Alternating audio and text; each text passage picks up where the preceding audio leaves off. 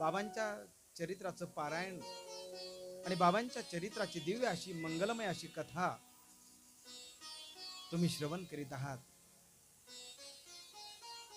ज्यांनी बाबांचं चरित्र लिखाण केलं ते गोविंद रघुनाथ दाभोळकर उर्फ हेमाड पंत. त्यांना हेमाड पंत हे नाव कसं पडलं? स्वतः गोविंद रघुनाथ दाभोळकर साई चरित्रामध्ये वर्णन करतात. काकासाहेब दीक्षितांच्या निमित्ताने साईनाथांची कीर्ती मी अनेक वेळा त्यांच्या मुखातून ऐकली. हेमाडपंत सांगतायत, दीक्षितांनी मला सांगावं, साईनाथांच्या लीला सांगाव्या. मला म्हणावं, अण्णासाहेब एकदा शिर्डीला जा. तिथं शिर्डीला जो तो अवलिया फकीर बसलाय ना, एकदा त्याचं दर्शन घेऊन ये. हेमाडपंतांनी मनामध्येच निश्चय केला की एकदा तरी जाऊन त्या फकीराचं दर्शन घेऊन येईल. असं करता करता हेमाडपंतांची नोकरी कधी संपली कळलं नाही. नोकरीतून रिटायर झाल्यानंतर मनुष्य नोकरीतून रिटायर झाला हे सरकार सांगतं आपल्याला. मला असं वाटतं सरकारने जर सांगितलंच नसतं आपल्याला की तुम्ही रिटायर झालेला आहात, तर मला असं वाटतं आपण अजूनही कितीतरी काम केलं असतं ना. परंतु सरकारच्या हिशोबातून तुम्ही एकदा 60 वर्षाची झाले रे झाले की तुम्ही त्यांच्या काही कामाचे राहिले नाही.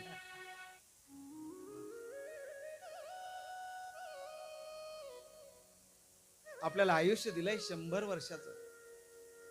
सहजासहजी जर कधी मनुष्य निर्व्यसनी जर जगला, सत्याने जर त्याने वाटचाल केली, जर चांगल्या मार्गाने तो जर चालला, संतांनी सांगितलेल्या मार्गाने तो जर चालला, तर 100 वर्ष मनुष्य सहज जगू शकतो.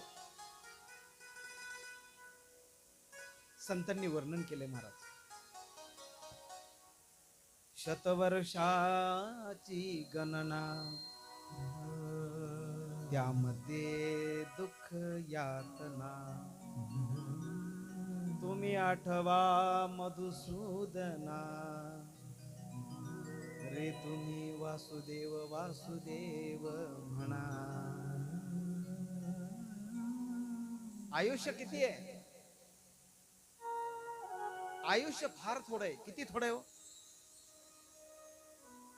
अल्प आयुष्य मानव देह, अल्प आयुष्य मानव देह, शत गणिले ते अर्धरात्र खाय, शत गणिले ते अर्धरात्र खाय, मध्ये बालत्व पीडा रोग क्षय, मध्ये बालत्व पीडा रोग क्षय, काय भजनासी उरले ते पाहे गा, काय भजनासी उरले ते पाहे गा, काय भजनासी उरले ते पाहे गा, भजनासी उरले ते पाहे गा. हरे राम कृष्ण, हरे हरे राम कृष्ण, हरे राम कृष्ण, हरे हरे राम कृष्ण. अतिशय अल्प आयुष्य मानव देह. पूर्वी हजार वर मनुष्य जगायचा. आपल्याला वेळ कमी आहे, परंतु जसं जसं युग बदलत गेलं ना, तसा तसा एक एक शून्य कमी होत गेला. सत्ययुगामध्ये, कृतयुगामध्ये मनुष्याचं आयुष्य होतं 10,000 वर्षाचं. कृतयुग गेलं, त्याच्यानंतर आलं त्रेतायुग. त्याच्यामध्ये एक शून्य कमी झाला. मनुष्याचं आयुष्य किती राहिलं?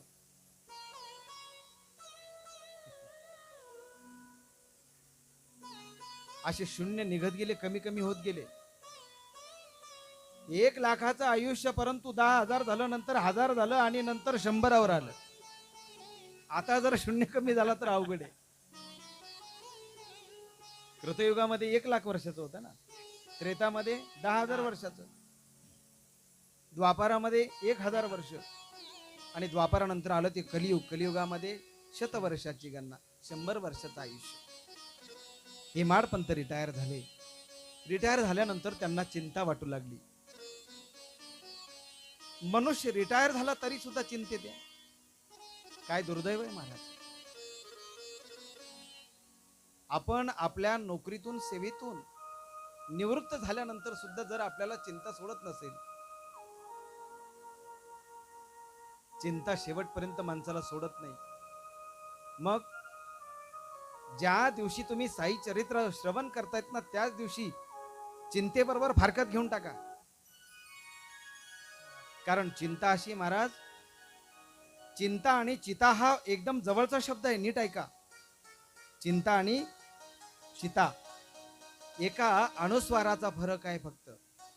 चिंता चिता समख्याता बिंदू मात्रा विशेषता. सजीवम दहते चिंता, निर्जीवम दहते चिता. निर्जीव माणसाला चिता जाळते आणि सजीव माणसाला चिंता जाळते. लक्षात घ्या. याच्याकरता चिंता करू नका. चिंता काय? कारण आमचा भरोसा नाही, विश्वास नाहीये, आमची श्रद्धा नाहीये. कुणावर? ज्याने आम्हाला जन्माला घातलं ना, त्याच्यावर आमची श्रद्धा नाहीये, त्याच्यावर आमचा भरोसा नाहीये, त्याच्यावर आमचा विश्वास नाही. विश्वास काय आहे? विश्वास हा अध्यात्माचा पहिला पाया आहे. संसारामध्ये, परमार्थामध्ये जर विश्वास नसेल तर मला असं वाटतं परमार्थही धड होत नाही आणि संसार सुद्धा धड होत नाही. कारण एकदा विश्वास नसला की संशय आला. आणि संशय ही अशी गोष्ट आहे, अर्जुनाच्या मनामध्ये संशय आला आणि संशय आल्यामुळे काय झालं? हातातलं गांडीव धनुष्य खाली पडून गेलं. कुरुक्षेत्रावर अर्जुनाची मती गुंग झाली. आणि मग त्याचा परिणाम काय झाला? हे तर योग चांगलेत अर्जुनाचे की अर्जुनाला भगवान श्रीकृष्णासारखा मार्गदर्शक मिळाला आणि भगवान श्रीकृष्णाने त्याच्यातला संशय काढून टाकला. एकदा माणसाचा संशय जळून गेला, एकदा माणसाचा संशय संपला रे संपला की परमार्थाची वाट ही सुकर होते. संशय सबको खात है, संशय सबका पीर. संशय सबको खात है, संशय सबका पीर.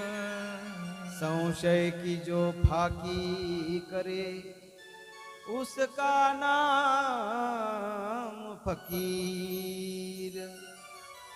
संशय सबको खात है, संशय सबका पीर.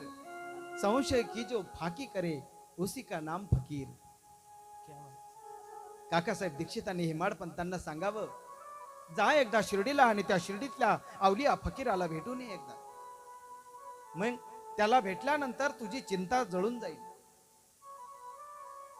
आणि एकदा तुझी चिंता गेली रे गेली अण्णासाहेब, तू निश्चिंत होशील. आता तू नोकरीमधून निवृत्त झाल्यानंतर देखील तुला चिंता सतावते. हो, मला जर नोकरी लागली तर बरं होईल. अरे जा त्या शिर्डीच्या अवलिया फकीराकडं आणि मग त्याच्याकडे गेल्यानंतर त्याच्याकडे मागून तर पहा एकदा. शिर्डी सजाचे लागतील पाय, टळती पाय सर्व त्यांचे.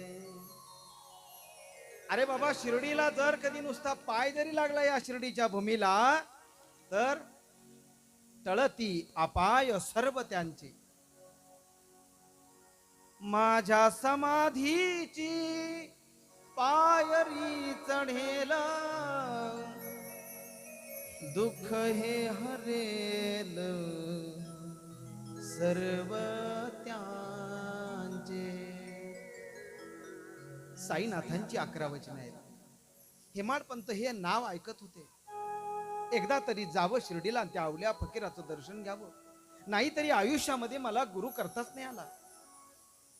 दीक्षितांनी सांगितलं, जा त्या शिर्डीच्या अवल्या फकीराच्या चरणावर लोटांगण घे. असा विचार चालू आहे मनामध्ये. तोच लोणावळ्याचा हेमाडपंतांचा म्हणजे गोविंद रघुनाथ दाभोळकर यांचा एक मित्र, गुरुवर त्याची नितांत श्रद्धा, एवढी श्रद्धा, जेव्हा जेव्हा हेमाडपंताची म्हणजे अण्णासाहेबांची आणि लोणावळ्याचा त्यांचा मित्र ज्या ज्या वेळेस भेटायचे ना, त्या वेळेस हेमाडपंतांजवळ तो गुरुचाच विषय काढायचा. राष्ट्रसंत जनार्दन स्वामी नेहमी सांगायचे, ज्याने गुरु नाही केला त्याचा जन्म वाया गेला. गुरु बिन कौन बताए बात, गुरु बिन कौन बताए बात, गुरु बिना कौन बतावे बाट, गुरु बिना कौन बतावे बाट, गुरु बिन कौन बताए बात, गुरु बिन कौन बताए बात, गुरु बिना कौन बतावे बाट, गुरु बिना कौन बतावे बाट, बड़ा विकट यमघाट, बड़ा विकट यमघाट, यमघाट, गुरु बिना कौन बतावे बाट, गुरु बिना कौन बतावे बाट, गुरु बिना कौन बतावे बाट. गुरुदेव भगवान भगवान की जय.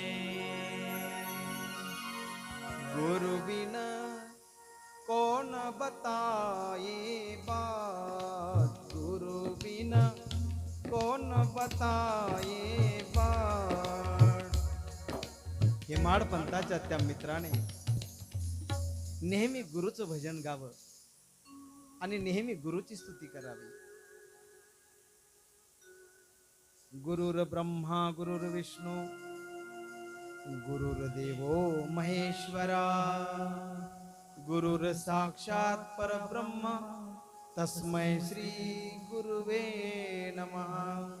श्री गुरु सारी खा हस्ता पाठी राखा, श्री गुरु सारी का हस्ता पाठी राखा, श्री गुरु सारी खा आस्था पाठी राखा. श्री गुरु सारी का हस्ता पाठी राखा. इतराचा लेखा कोण करी, इतरांचा लेखा कोण करी, इतराचा लेखा कोण करी, इतरांचा लेखा कोण करी. श्री गुरु सारी का हस्ता पाठी राखा, श्री गुरु सारी का हस्ता पाठी राखा, श्री गुरु सारी का हस्ता पाठी राखा. श्री गुरु सारिका आस्था पाठी राखा, इतराचा लेखा कोण करी. राजयाची कांता काय भिक मागे, मनाची आजोगे सिद्धी पावे. कल्पतरू तळबटी जो कोणी बैसला, कायवान त्याला सांगा जोजी. कल्पतरूच्या झाडाखाली जो कोणी बैसला त्याला कशाची वाणवा आहे. श्री गुरु रूपी कल्पतरू ज्याच्या आयुष्यामध्ये आला, ज्याने गुरुवर निष्ठा ठेवली, ज्याने गुरुवर श्रद्धा ठेवली, समझो उनकी नाव किनारे लग गई. नाव किनारे लगा प्रभुजी, नाव किनारे लगा. हेमाड पंतांचा तो मित्र होता ना, त्याची गुरुवर नितांत श्रद्धा, परंतु त्याचा एकुलता एक मुलगा आजारी पडला आणि तो आजारी पडलेला मुलगा कुठे त्याच्या गुरुने वाचवला. आणि मग हेमाड पंतांची पुन्हा श्रद्धा ढळली. श्रद्धा अशी नसावी महाराज, निष्ठा निष्ठेची श्रद्धा नसावी, भक्ती असावी तर ती दृढ असावी. हेमाड पंतांची श्रद्धा डगमगत गेली. आणि मग पुन्हा काही दिवस विलंब झाला. दादराच्या स्टेशनवर काकासाहेब दीक्षितांची आणि अण्णासाहेब म्हणजे हेमाड पंतांची भेट झाली. आणि लोकल येण्याच्या आतमध्ये दोघांचा वार्तालाप चालला. आणि मग पुन्हा विषय निघाला, अण्णासाहेब गेलात का शिर्डीला? आणि मग आता मात्र अण्णासाहेबांनी ठरवलं की आता शिर्डीला जायचंच. आणि पाहता पाहता अण्णासाहेबांनी तो दिवस निश्चित केला. काय कारण त्याला निश्चित करण्यासाठी? कारण ठरलंय, कारणही तसंच ठरलं. काय कारण ठरलं? लक्षपूर्वक ऐका. हेमाड पंतांना रात्री स्वप्नामध्ये डोक्याला फडका बांधलेला एक फकीर दिसला. त्याचा चेहरा मात्र त्या स्वप्नामध्ये ते पाहू शकले नाही.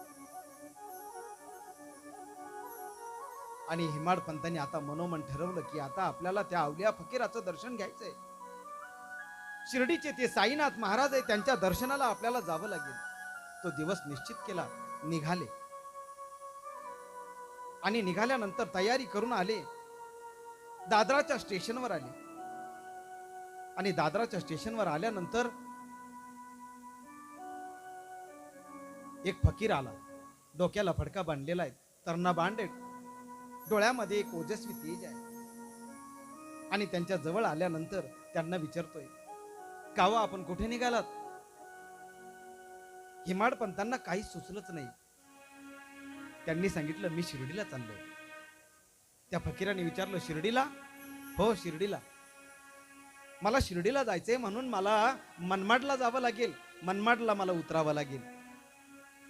त्या फकीराने सांगितलं, तुम्हाला जर मनमाडला जायचं असेल ना, तर मग मनमाडला जाणारी जी काही एक्सप्रेस आहे ना, ती दादराच्या स्टेशनवर थांबत नाही. मग तुम्ही एक काम करा, तुम्ही इथून बोरीबंदर गाठा. बोरीबंदर म्हणजे आता आपण ज्याला छत्रपती टर्मिनस म्हणतो ना, ते पूर्वी बोरीबंदर स्टेशन, जिथे रेल्वे संपते तिथून पुढे समुद्रच आहे. मुंबईचं मुख्य ठिकाण, त्याला पूर्वी व्हीटी म्हणायची, व्हिक्टोरिया टर्मिनस. परंतु आता त्याचं नामकरण केलं आपण आणि आता त्याचं नाव ठेवलं श्री श्री छत्रपती टर्मिनस. महाराष्ट्राचं आराध्य दैवत छत्रपती शिवाजी महाराज, आणि त्या महाराजांच्या नावाने त्या स्टेशनचं ते नामकरण झालंय.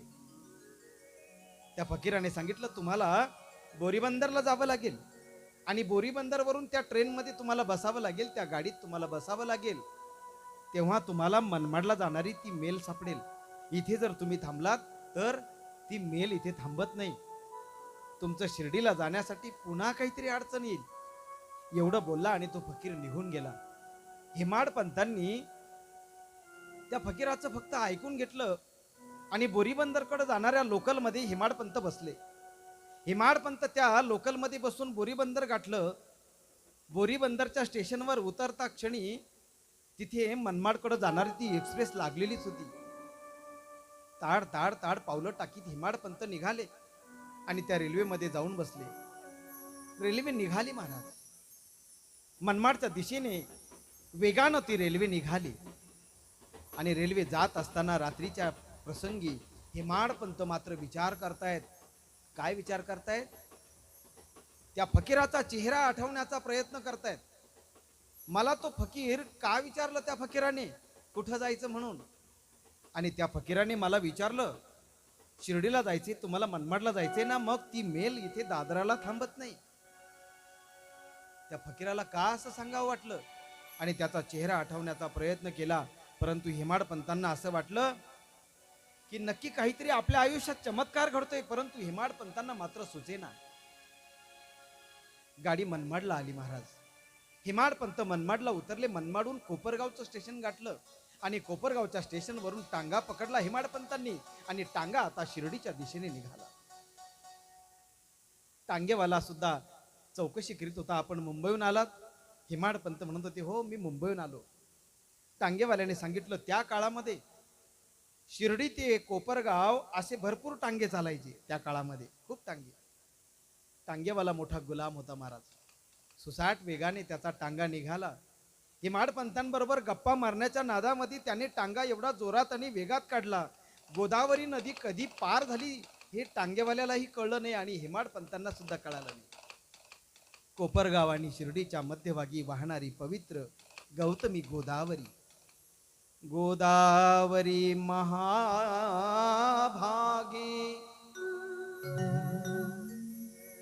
गोदावरी ही महाभाग्यवानांनाच लाभते बर का. जो महाभाग्य आहे ज्याचं, त्यालाच गोदावरीचं स्नान घडतं. गोदावरी महाभागे महापातकनाशिनी धर्मार्थ काम मोक्षार्थम. चारही पुरुषार्थ या गोदावरी नदीच्या स्नानाने प्राप्त होतात महाराज. गोदावरी महाभागे महापातकनाशिनी धर्मार्थ काम मोक्ष मोक्षदायिनी प्रदयिनी. ती मोक्षदायिनी आहे आणि चारही पुरुषार्थ प्राप्त करून देणारी गौतमी गोदावरी आहे. फलद्रायणी नमोस्तुते, तिला नमस्कार आहे. परंतु तिला नमस्कार न करताच हेमाडपंत निघाले कोपरगाव. कधी शिर्डी आली कळली नाही. समोर वडाचं झाड दिसलं आणि वडाच्या झाडाखाली असलेलं शिर्डीचं ग्रामदैवत खंडोबा देव आणि त्या खंडोबा मंदिराच्या अलीकडे टांगा थांबला. टांगेवाल्याने उतरून दिलं. सांगितलं हेमाडपंतांना, शिर्डी आली आता उतरा. शिर्डीत टांग्याच्या खाली पाय टाकताना अगोदर हेमाडपंतांनी चप्पल काढली, स्वतःच्या चपला हातामध्ये घेतला आणि शिर्डीला, पवित्र या भूमीला दर्शन करत स्वतःचं मस्तक टेकवलं. या मस्तकाला इथली चरणरज लावली. कारण शिर्डीची चरणरज किती पवित्र आहे, किती पवित्र आहे. संतांचे चरणरज जर कधी नुसते सहज जरी लागले आपल्याला तरी सुद्धा काय होतं, संत चरणरज लागता सहज वासनेचे बीज जळो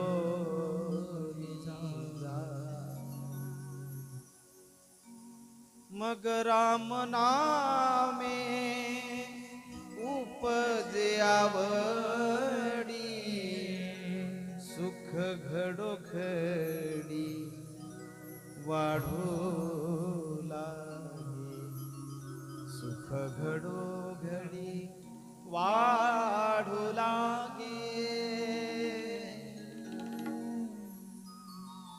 संत चरण रज लागता सहज वासनेचे बीज जळोनी जाय. साईनाथांच्या पवित्र पदस्पर्शाने पावन झालेल्या भूमीचं हेमाडपंत अगोदर दर्शन घेतायत. पोरं खेळत होती शिर्डीतली. विचारलं, अरे मला साईबाबांचं दर्शन घ्यायचंय, साईबाबांचं दर्शन घ्यायचंय. ते बघा बघा तिकडे ते दिसतंय ना निशाण. मुलांनी असं बोटाने दाखवलं. ती द्वारकामाई आहे ना, त्या द्वारकामाईमध्ये आमचे बाबा बसतात. ते निशाणं बघा आणि त्या ठिकाणी जे निशाणं झळकतायत ना, तिथेच आमचे बाबा असतात. मुलं अशी बोलली आणि मुलं खेळायला निघून गेली. हेमाडपंत एक एक पाऊल टाकत म्हणजे गोविंद रघुनाथ दाभोळकर उर्फ अण्णासाहेब. घरच्या लोकांनी अण्णासाहेब म्हणावं आणि हेमाडपंत हे साईबाबांनी दिलेलं नाव. अण्णासाहेब एक एक पाऊल टाकत द्वारकामाईच्या जवळ आले आणि द्वारकामाईच्या जवळ आल्यानंतर त्यांनी चमत्कार पाहिला. बाबा निघाले तसे लेंडी बागेकडे ताड ताड ताड चालू लागले. सगुन मेरू खानावळवाला, सगुन मेरू नाईक याची खानावळ होती द्वारकामाईच्या बाजूला इकडे लेंडी बागेच्या कोपऱ्यावर. मधूनच ते निघाले. गुरुस्थानच्या त्या लिंब वृक्षाजवळून हेमाडपंत निघाले. कोणीतरी सांगितलं बाबा निघाले लेंडी बागेकडे. चरणधुळीमध्येच बाबांचं दर्शन घेतलं हेमाडपंतांनी. बाबांची ती दिव्य मूर्ती पाहिली आणि दादरच्या स्टेशनवर मला जो फकीर आला होता सांगायला, त्याचा चेहरा आणि आता या फकीराचा चेहरा जवळजवळ सारखाच दिसू लागला. बाबा मात्र हसत होते. बाबा काही क्षणात जशी वीज चमकावी तसे लेंडी बागेकडे निघून गेले. लेंडी बागेकडे जात असताना मात्र त्यांच्या मागे कोणी जात नसत. हेमाडपंतांनी जाण्याचा प्रयत्न केला, परंतु काही भक्तांनी त्यांना थांबवलं. बाबा ज्यावेळेस लेंडी बागेच्या विहिरीकडे जातात ना, त्यावेळेस बाबांच्या मागे कोणी जात नाही. थांबले हेमाडपंत. द्वारकामाईच्या जवळ आले. द्वारकामाईमध्ये दर्शन घेतलं. बघितलं बाबा कुठे बसतात. बाबा ज्या दिव्य दगडावर स्नान करतात ना, त्या दगडाचं दर्शन घेतलं आणि जोगांची भेट झाली. बापूसाहेब जोगांची भेट झाली. बापूसाहेब जोगांनी विचारलं, आपण कुठून आलात? हेमाडपंतांनी सांगितलं, मी अण्णासाहेब, माझं नाव तसं गोविंद रघुनाथ दाभोळकर, मुंबईहून आलोय. काकासाहेब दीक्षितांनी त्यांनी पाठवलंय मला. दीक्षितांचं नाव ऐकल्यानंतर बापूसाहेब जोगांनी सांगितलं, काळजी करू नका. बाबांचे निस्सीम जे भक्त आहेत, बाबांचे अतिशय जवळ जे आहेत ना, ते माधवराव देशपांडे, त्यांची भेट घालून देतो, थांबा. आणि मग साठेवाड्याकडे बोट केलं बापूसाहेब जोगांनी आणि साठेवाडा दाखवला. साठेवाड्याकडे आता हेमाडपंत निघाले. साई भक्तांना राहण्याची व्यवस्था व्हावी म्हणून त्यावेळेस त्या काळामध्ये सर्वात अगोदर काकासाहेब दीक्षितांनी एक वाडा बांधला. राव बहादूर साठे, खेरडा जिल्ह्याचे प्रांत अधिकारी, साईबाबांचे निस्सीम भक्त, त्यांनी सुद्धा साई भक्तांसाठी एक वाडा बांधला. त्या वाड्याचं नाव आहे साठेवाडा. आणि त्या साठेवाड्यावर हेमाडपंतांची राहण्याची व्यवस्था केली. पाहता पाहता समोरून माधवराव देशपांडे आले. दोघांनी एकमेकांना नमस्कार केला. बापूसाहेब जोगांनी परिचय करून दिला, हे मुंबईहून आलेत अण्णासाहेब. आणि ओळख झाल्यानंतर माधवराव देशपांडेंनी आलिंगन दिलं. हेमाडपंत मात्र माधवराव देशपांडे यांना पाहून फार खुश झाले. आनंद वाटला. जणू काही अनेक वर्षाची आपली भेट आहे, अनेक वर्षापासून आपण मित्र आहोत.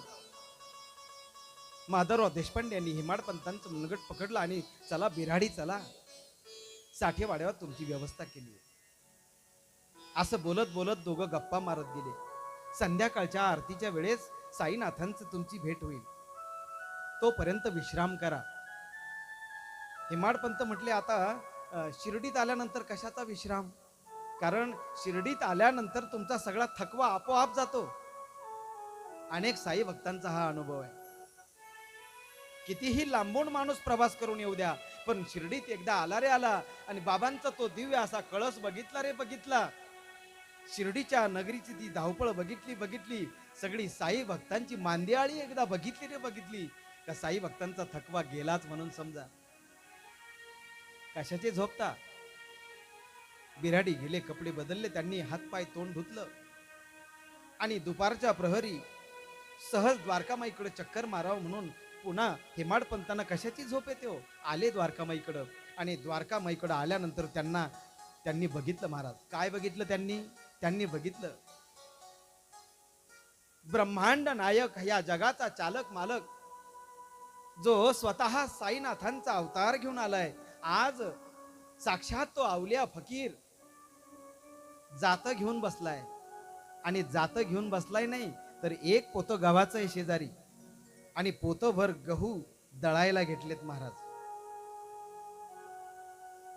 आजूबाजूला शिर्डीतील माता माऊल्या येऊन बसल्या. बाबा एकटेच दळतायत म्हटल्यानंतर त्या माता माऊल्या बाबांना मदत करण्यासाठी जवळ येऊन बसल्या. आज मात्र हेमाडपंतांच्या डोळ्यामध्ये अश्रू तरळले. हेमाडपंत विचार करतायत का मी आतापर्यंत जात्यावर दळणारा संत कोणी पाहिला नाही, आज मी प्रथमतः जात्यावर दळणारा संत पाहतोय.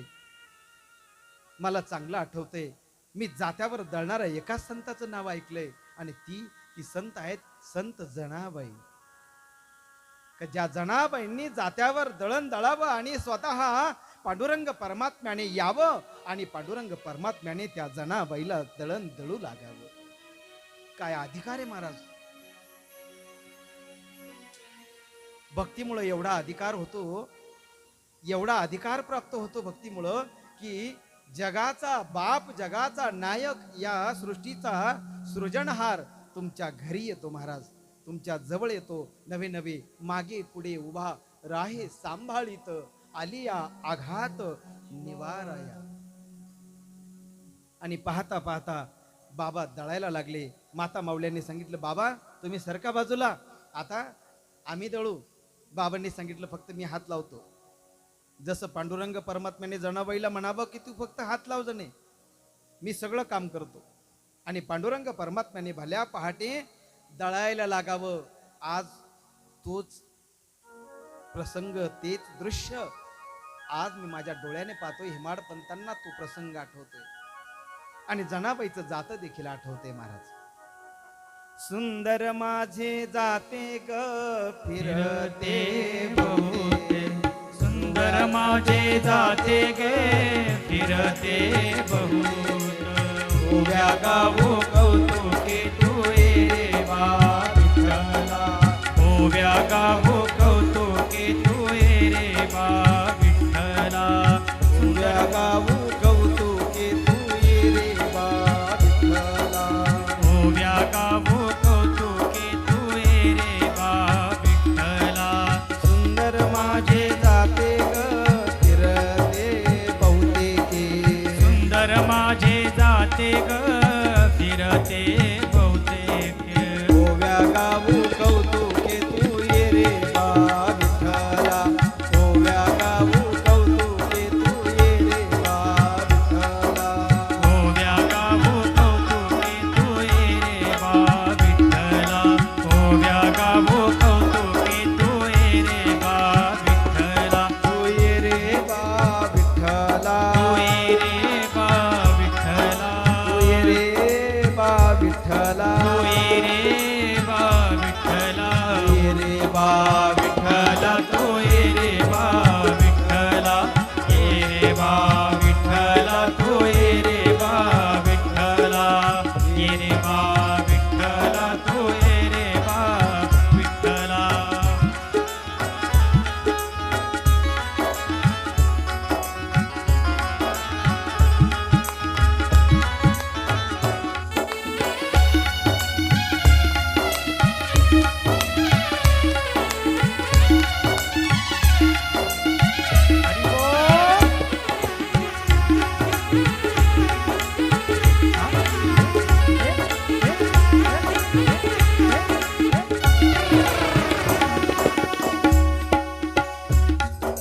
सासू आणि सासरा दिरतो तिसरा सासू आणि सासरा दिरतो तिसरा सासू आणि सासरा धीरतो तिसरा सासू आणि सासरा दिरतो तिसरा ओव्या गावो व्रतारा तू ये रे बा विठ्ठला ओव्या गावो व्रतारा तू ये रे बा विठ्ठला ओव्या गावो व्रतारा तू ये रे बा विठ्ठला ओव्या गावो व्रतारा तू ये रे बा विठ्ठला तू ये रे बा विठ्ठला तू रे बा विठ्ठला तू ये रे बा विठ्ठला तू रे बा विठ्ठला ए ओव्या गावो कौतुके तू ये रे बा विठ्ठला ओव्या गावो कौतुके तू ये रे बा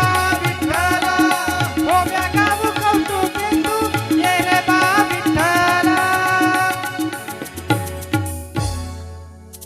सद्गुरु साईनाथ साईनाथ महाराज की जय.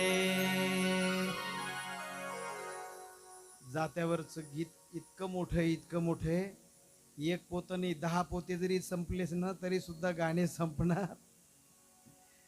बाबांनी एक पोत गहू दळून त्याचं पीठ केलं आणि ते सर्व पीठ बाबांनी एका भक्ताला सांगितलं खांद्यावर घ्यायला. 2-3 भक्तांकडे ते गाठोडे दिले आणि शिर्डीच्या शिवेवर बाबांनी ते पीठ सगळीकडे पसरून टाकलं. आणि हा सगळा प्रकार हेमाडपंतांनी आपल्या डोळ्यांनी पाहिला. दळण दळेपर्यंत त्यांना बरं वाटलं, परंतु ज्यावेळेस हे पीठ ओढ्याच्या काठी टाकलं ना त्यावेळेस मात्र विज्ञानाला मानणारी माणसं जी आहेत ना निश्चितच या लीलेला ते नाव ठेवतील. आणि तसंच घडलं. एवढं चांगलं पीठ लोकांच्या मुखात घालण्यापेक्षा यांनी सरळ ओढ्यावर टाकून दिलं, शिर्डीच्या शिवेवर टाकलं. आणि मग मात्र मनामध्ये शंका आली, संशय आला. मी तुम्हाला सांगितलं ना, एकदा संशय मनात आला, एकदा शंका मनात आली रे आली की श्रद्धा खूप दूर जात असते, कारण यांचं जमत नाही कधी. संशयाचं आणि श्रद्धेचं कधीच जमत नाही. जिथे संशय आहे तिथे श्रद्धा नाहीये, जिथे संशय आहे तिथे भक्ती नाहीये. संध्याकाळच्या आरतीला गेले हेमाडपंत माधवराव देशपांडे. बाबा असतानाच बाबांची आरती चालू झाली. हा, बाबा होते तेव्हाच बाबांची आरती. बाबा नाही म्हणायचे, परंतु महाराज बापूसाहेब जोगांनी ऐकायचंच नाही. आरतीचं ताट करायचं आणि बाबांच्या समोर घेऊन पंचारती करू, बाबांची आरती करू, साईंची आरती. आणि बाबांची दिव्य आरती म्हणजे काय? एक एक शब्द आरतीतील विचार करण्यासारखा आहे. आणि त्यावर जर खरोखर जर विचार केला, जर कधी चिंतन केलं, मनन केलं, तर निश्चित त्याच्यावर जर निधिध्यासन केलं तर निश्चित तुम्हाला सांगतो शांती लाभल्याशिवाय राहत नाही. बाबांची आरतीच अशी आहे. बाबांची आरती सुद्धा दुःख घालवणारी आहे. नुसतं म्हणत राहा, सहज नुसतं म्हणत राहा. जया म्हणे जैसा भाव, या तैसा अनुभव, दाविसी दया गणा, ऐसी तुझी ही माव, तुझी ही माव, आरती साई बाबा.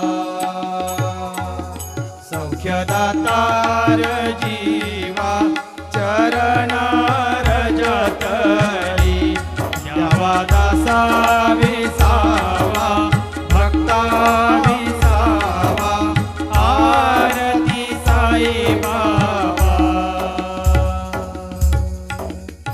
बाबांची आरतीच अशी आहे ना की त्यातील एक एक शब्द जर आपण विचार केला, जया म्हणे जैसा भाव, तया तैसा अनुभव, जाकी रही भावना जैसी, प्रभु मूरत देखी तिन तैसी.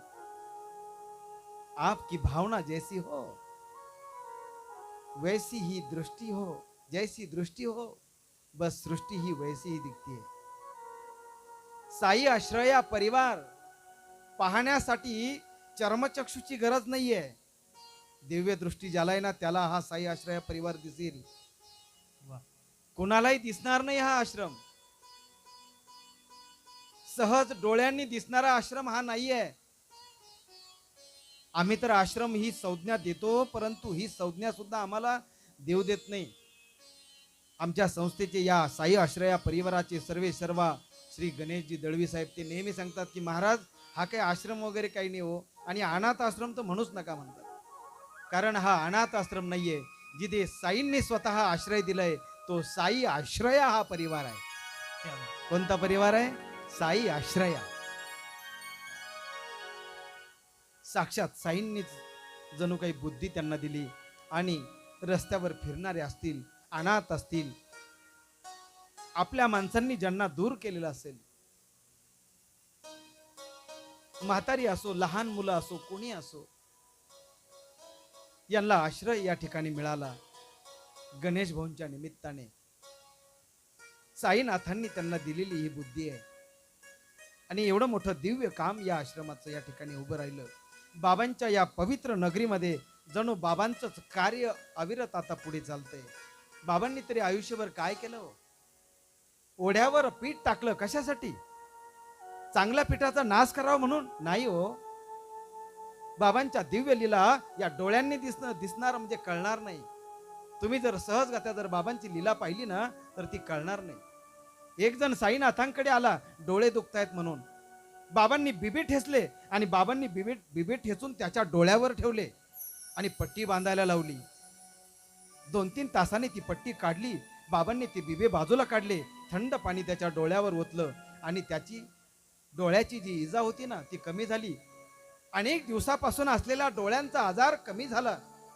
मला सांगा, डोळ्यांनी आपण ही सगळी जर लीला जर पाहिली तर आपल्याला हे खरं वाटेल का? असा प्रयोग कृपया घरी कोणी करू नका. नाहीतर मग ज्याचे डोळे दुखत असतील ना, तुम्ही म्हणाल सुरासे महाराजांनी सांगितलंय कथेमधून की बिबे लावा डोळ्यावर. नाही, साईबाबांनी ती लीला केली, ती क्रिया केली. बाबांची ती लीला आहे महाराज, ती अलौकिक आहे.